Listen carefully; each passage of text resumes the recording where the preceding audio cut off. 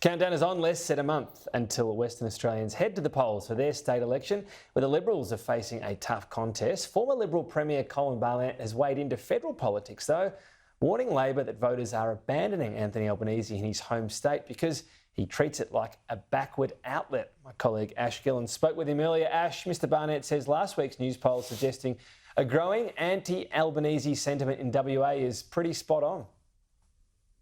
Well, yes, Mr Barnett had some kind words for Labor's production tax credits, but he claims that the Prime Minister treats WA, and I'll quote here, like a backward outlet. That news poll out last week did suggest that half of voters in WA don't think Anthony Albanese deserves to be re-elected. As for how that translates into seats on federal election day, well, Mr Barnett is very confident that the Liberal Party can pick up both Curtin and Tangney.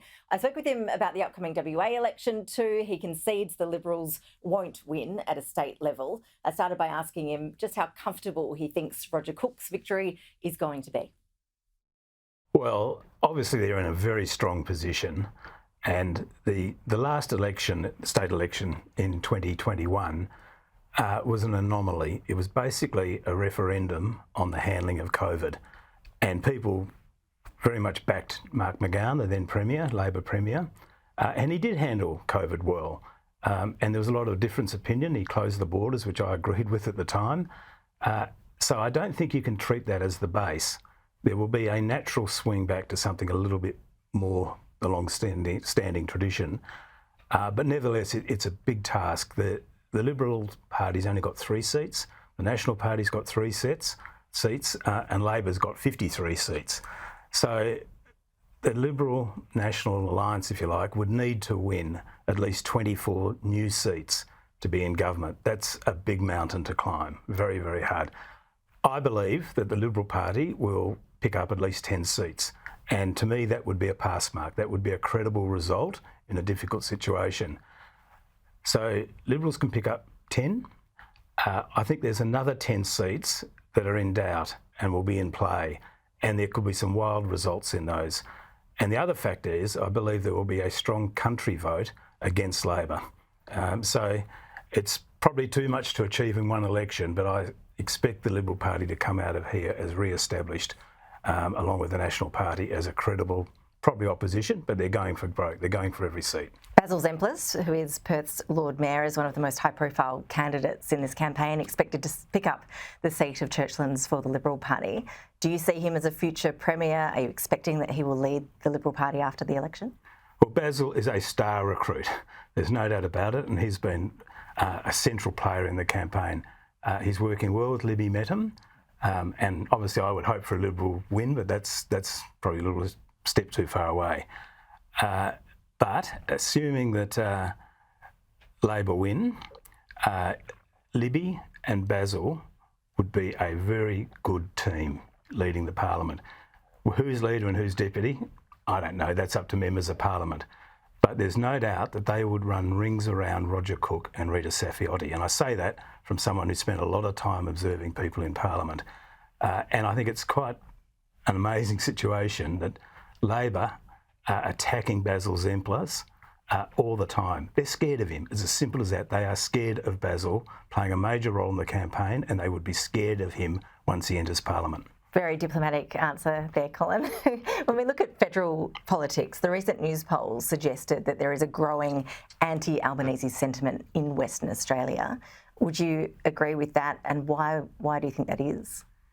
It is because of the policies that have been put in place, and the most visible one is live sheep, which is essentially a West Australian only industry. The live sheep comes out of West Australia, not the other states.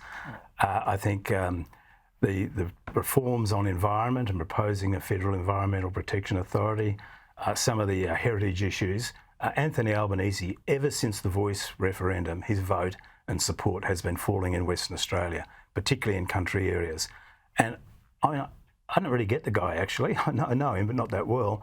Every time he comes over here, he announces how many visits he's made. I mean, what does he expect? People waving flags down the highway as he drives into town?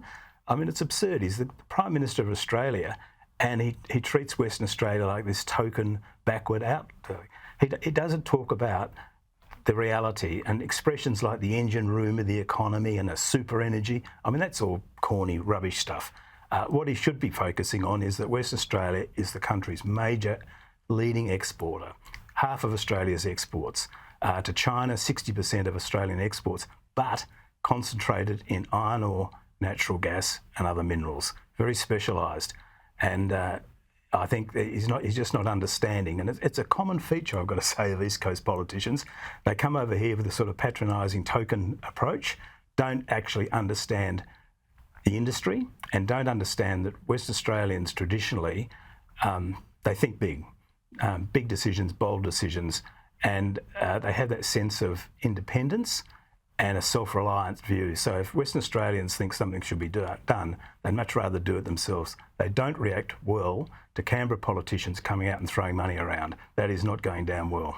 Well, I think Mr Albanese is up to 30 visits since he was elected and very proud of it. So no doubt the tally will increase in the coming weeks. Yeah, it's a bit like a royal visit, isn't it? But people don't see it that way.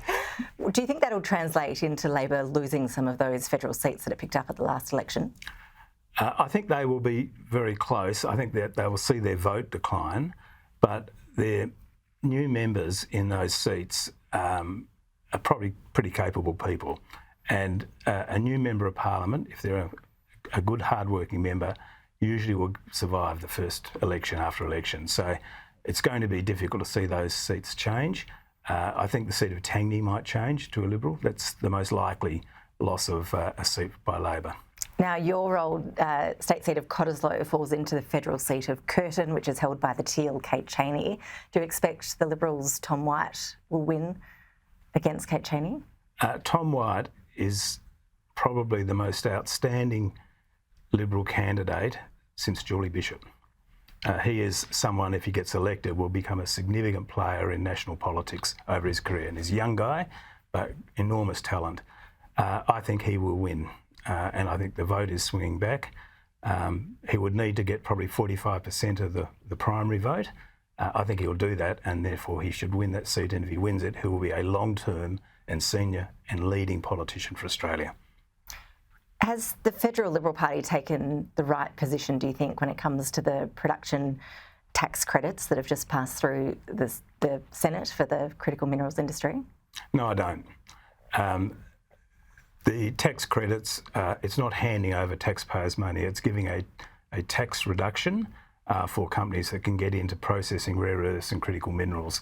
And I think giving some sort of tax break during those early years of production is a good thing. These industries are not mining. The mining side is simple. They are mineral processing, very complicated, very difficult, very sophisticated. And I think if that provides some support, it's a good thing.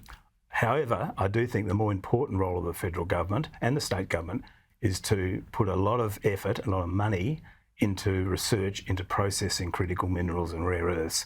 The Chinese economy, China's probably 2 decades ahead of us in that.